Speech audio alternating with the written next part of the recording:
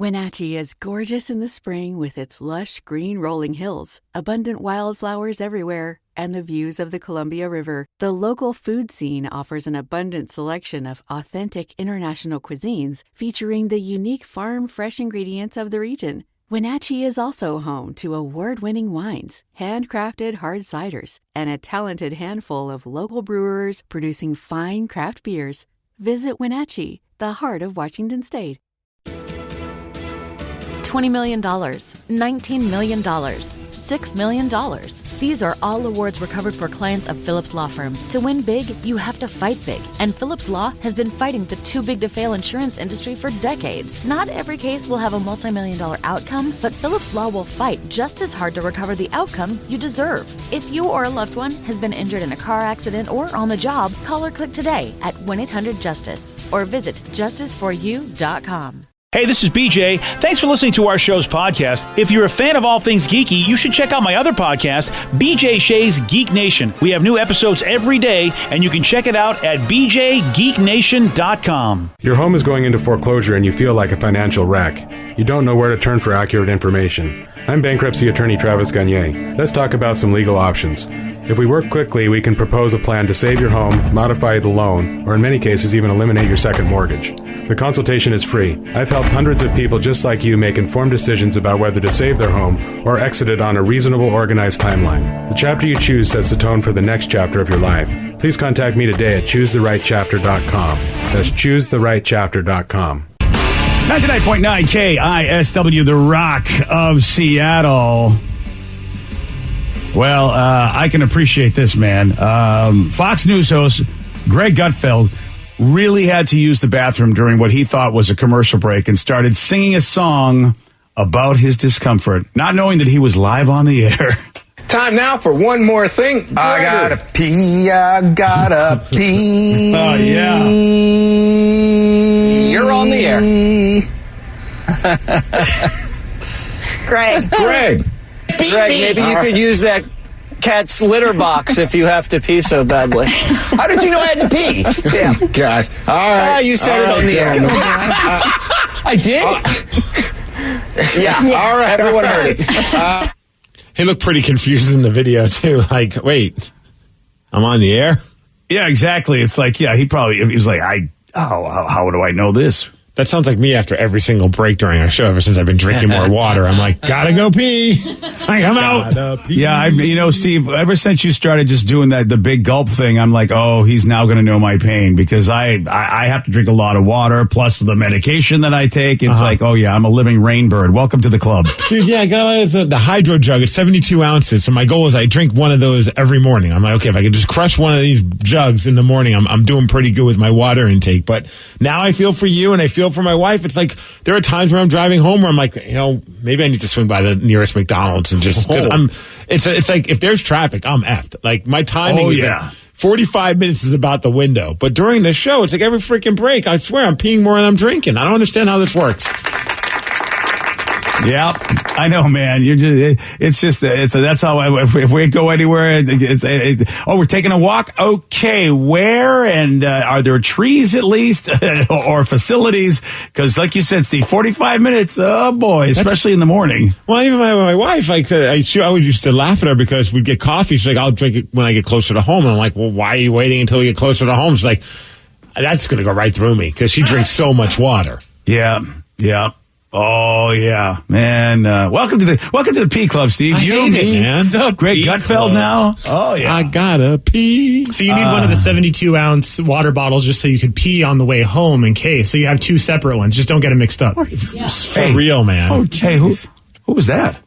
Oh, that's Danny. He's back. Hey! What, Danny? Yeah. Danny. That sounds very familiar, that name. He was a guy who did some stuff. Oh. Yeah, that's also true, yeah. Yeah, look at that. Look at him. He's back, everybody. Danny V is back. Hi. He's worked 3 days this year, so it's been a hard year for him. Yeah, he's like herpes. I thought we were cured of him, and then he just came back. Wow. I know, man. Now we got to get another shot. I mean, there's so many shots I have to get in order to be able to have my normal life. Now I got to get another one. Man, when it starts getting warmer, Here you are again. Yeah, there I am.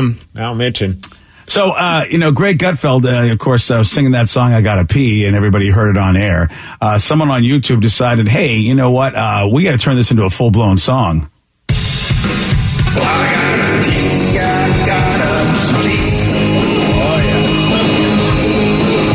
I got a tea, I got a tea. I got a tea, I got a tea.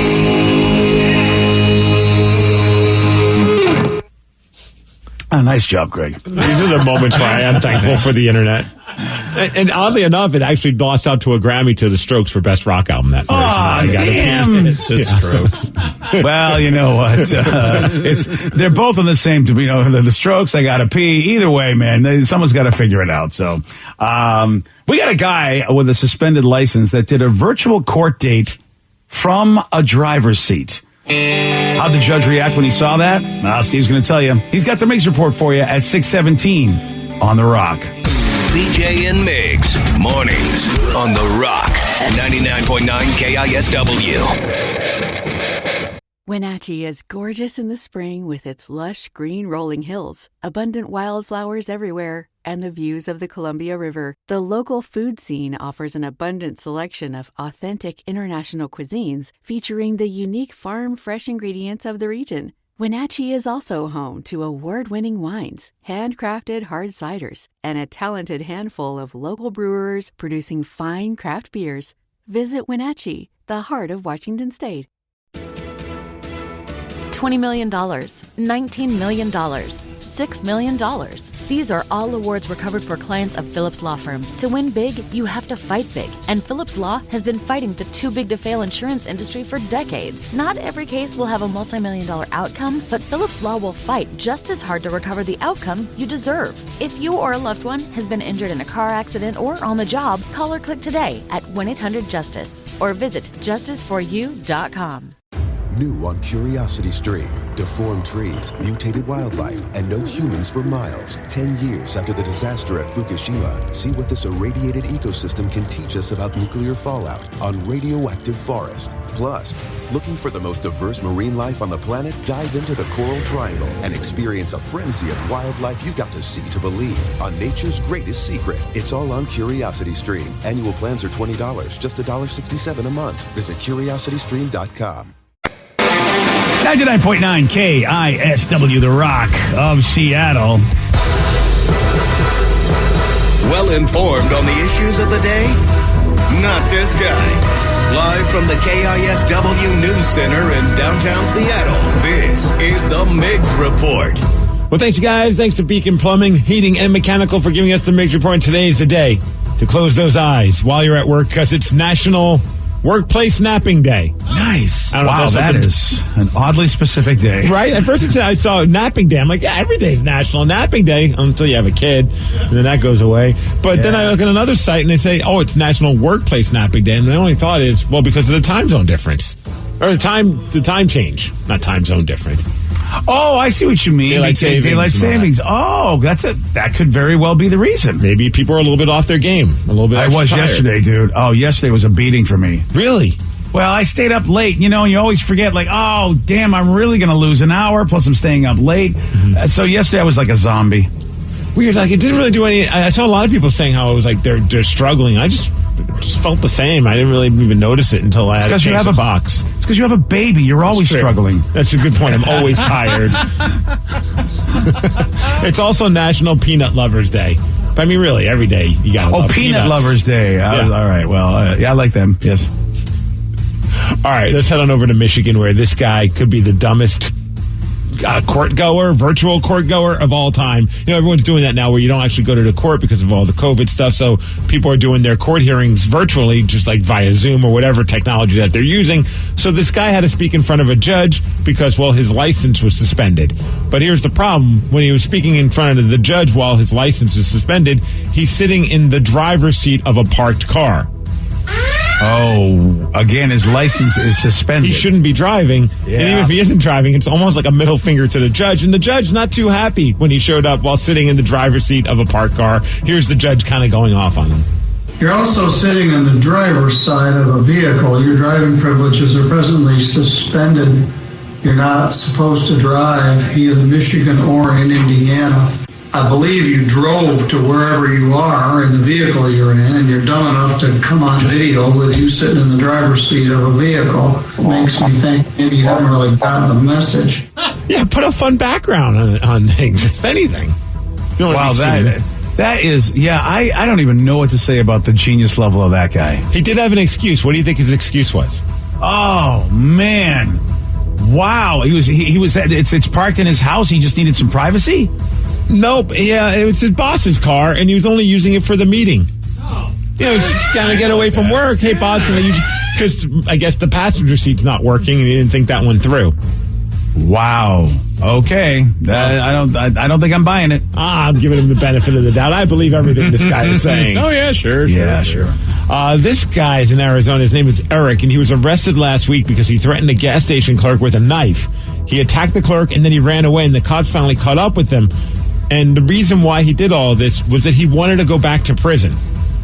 And what? And the reason why he wanted to go back to prison, and I quote, "I want to go back to prison and eat a bologna sandwich." Oh, yeah. Well, they got great bologna sandwiches. Are we talking about the lunch meat, or is this like a euphemism for his fellow friends? I know there's a prison wallet, but I didn't know there was a bologna sandwich. I'm not sure what this all means. Wow. I'll have to look it up. I'll get my best person on it. Vicky, can you look that up, please? Okay. All right, we got to give props to this guy by the name of Brandon. He's a FedEx driver in Northern California. He noticed that there was a car in front of him weaving, and then the car swerved off the road and into the river. So this dude jumped into freezing water in the river to save a woman who crashed a car. Now, as far as why this woman crashed the car, she wasn't drunk, but she was distracted. She was distracted because she was on her phone singing happy birthday to a family member. Okay, What is wrong with you? Okay, I am not happy with this story. Why not? I am so not happy with this story. I mean, the dude could have been injured himself. Right? Happy birthday to you. Whoa! And it's an end of an era when it comes to the world of professional football, as Drew Brees made it official and said, "I'm done playing football," after 20 years in the NFL. How about 20 years? Drew Brees playing the NFL, 15 of those years, of course, with the New Orleans Saints. The first 5 were with the San Diego Chargers, and he announced his retirement on the day that he signed his 15 years to the date of when he signed his contract with the New Orleans Saints. But I say he announced his retirement. He actually didn't. I like this. He had his 4 kids announce the retirement. After 15 years in the Saints and 20 years in the NFL, our dad is finally going to retire. So we can spend more time with us. Yay! And after that video, Drew announced that he's coming back to football. Says there's more gas in the tank, and he's not ready to deal with all these kids. Yeah, that's a thing. You know, and meanwhile, Tom Brady signs a 4-year extension. Right. Other football news, Russell Wilson is still a Seahawk. As far as weather, 46 degrees. It's going to be sunny. That's the major report, and that's what's up. Is this Russell Watch then at this point? Yes, every day I'm just going to announce whether or not he's still on the team.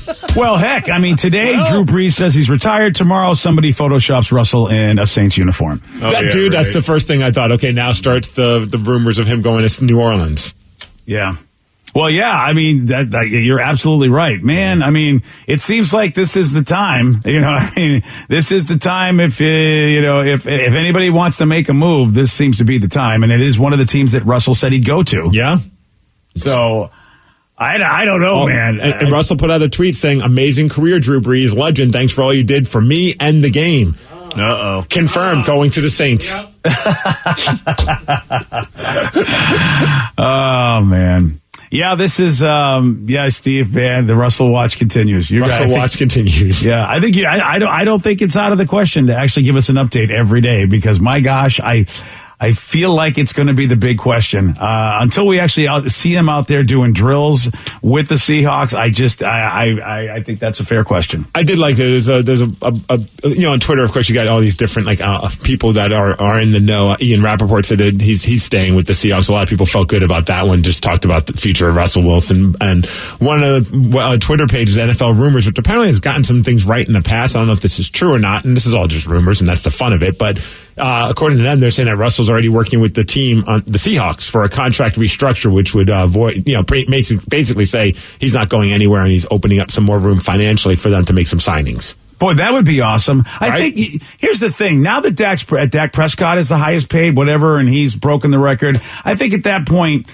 you're like, all right, at one time I was the guy, I got respected, whatever. And then you pull a Brady and go, now I want to be just a perpetual winner if I can. And he's restructured his deals before in the past to help get like a Dwayne Brown and things along those lines. So hopefully that's the case. And that would be the best way to shut down all these crazy rumors.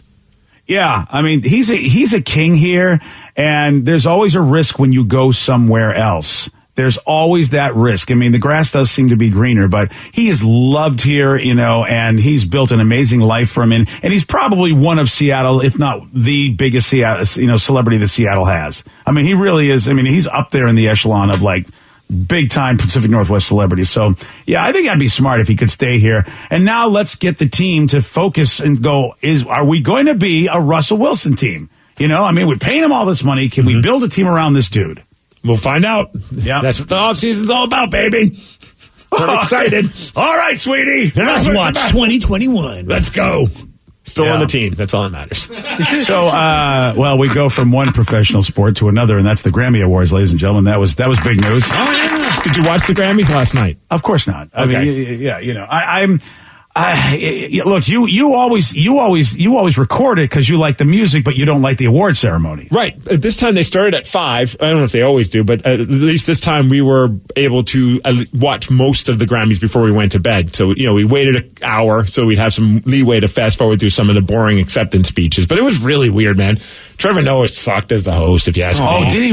Wow, I wondered about that. I was almost intrigued to watch, but, I was like, even still, Trevor Noah couldn't get me there. In all fairness, I think you put anyone in that situation, they would suck as the host. It was just an awkward thing because they weren't in front of a big crowd. They kind of had just like a couple people in this random spot, and it was just awkward, but the performances were fun. I mean, if you're a fan of only rock music, then this was a terrible Grammys because there really wasn't any rock music except for Bruno Mars a little bit and Anderson .Paak. They did some cool stuff, and they sounded pretty awesome. And they did a great tribute to Little Richard during the immemorial thing, and they banged fun. it out, man. Bruno Mars has got some pipes. I mean, but we all knew that already. Mm-hmm.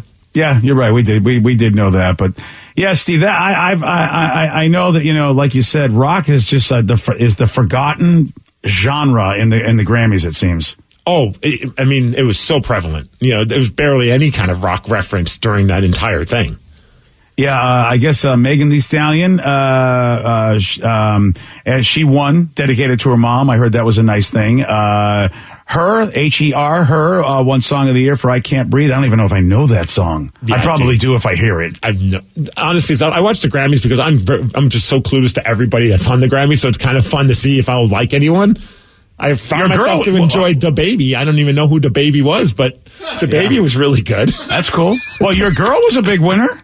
Who's that? Tay-Tay? Oh, yeah, Taylor Swift. She did a performance, too. It was very lip-synced, but it was fun. Yeah. Basically, it felt like she was just singing along to her own record. I'm like, okay. You're not even trying. Yeah. You're playing in they had to set up in like a forest. There's drums, but there's no drummer. It's like one of those things. Yeah. And then I always get confused by what the titles are. Like, so Taylor wins Album of the Year, but Billie Eilish wins Record of the Year, and I'm like, I don't know what the difference is. I mean, record's the song, like it's a recording. I see. So that's why don't they just call it Song of the Year? Pretty sure that's what it is. I mean, you know what I mean? They used to call things Song of the Year. I mean, all right, fine. Yeah, I don't know either because there's Best Rock Song. Brittany Howard got that, but then there's Best Rock Performance, and Fiona Apple got that. And I'm like, well, Fiona Apple's I didn't even know she was still around. Yeah, she was in the news because she said she didn't want to show up. She was boycotting the Grammys because she was afraid that it would lead her to drinking again. Oh, because she hates being seen in public or something, and so being on the Grammys gives her anxiety. Yeah, some people are boycotting it because they just don't like the practices of the Grammys. It's kind of like a competition. Like you have to politic to get nominated, politic to win. So a lot of people are boycotting the Grammys, and she's like, "Hey, I'm boycotting as well, but not because of what you think. I just don't want to drink." Yeah, and you know something? I love a boycott when it's just about you. Right. You know what I mean? I mean, those are the greatest boycotts when it's like, look, it's just about me. I'm not trying to call attention to any issue or put anybody down. You know what, Steve? They're right about that. We know when our show got nominated for the Hall of Fame, we were taken aside and pretty much told, yeah, look, you're probably not going to win, but you really, you guys could be better at promoting yourselves, and that would help. And you and I are both like, well, and that's not like recognition if we have to go out there and bang the drum. I mean, I always think these things should be from, I don't know, people who really respect your work, not people who are pestered to death for you in order for you to win something. I just saw that the nominations for the Radio Hall of Fame thing are happening again. Do we want to just nominate ourselves and be those people? Why not? Yeah. I mean, here's what I don't understand. If you do have to pester people, Steve, I don't know who the heck then gave us the nomination, because we never pestered anybody. And I still to this day don't know who gave us the nod to the point that we even got nominated. I think they meant someone else, and they accidentally typed our names in and just said, well, crap, we don't want to fix this. So how many BJs are in radio? Maybe they were trying to have some illicit conversation with someone behind the scenes, and he's right. It auto-filled, and they're like, well, crap. Autofill's a B, man. I mean, because if you're going on certain websites, BJ is a very popular autofill. Dude, the big controversy, though, with rock fans was just how little amount of love they gave to Eddie Van Halen in the Memorial thing. I think that's the big smack in the face. I mean, one of the greatest in the genre, and actually crossed over and influenced so many people in other genres. Nothing, Steve? No, I wouldn't say nothing. And actually, I didn't hate it. I mean, they did the whole memorial, but they did it in a cool way. They were showing all the faces of people who've passed away in the past year, and every once in a while, it would then bust into a performance. So, when Little Richard came up, then you had Bruno Mars and Anderson .Paak. They did a little medley of Little Richard songs.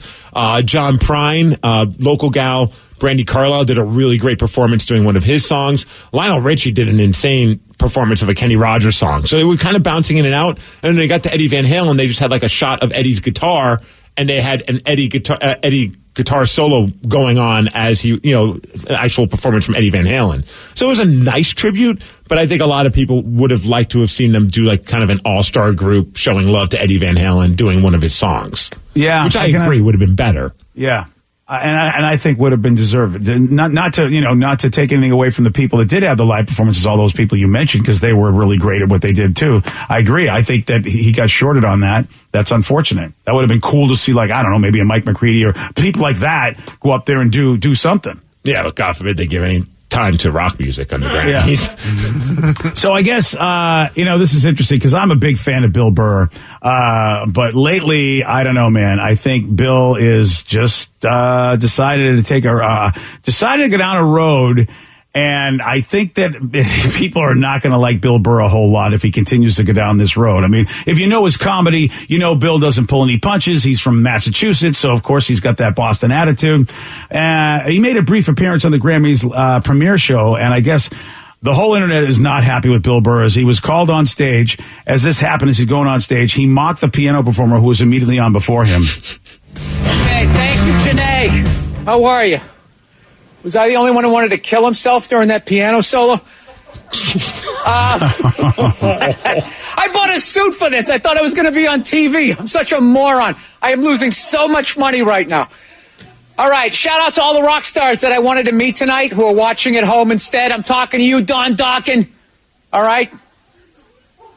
What, I'm old. That was my first concert. All right, here are the next categories.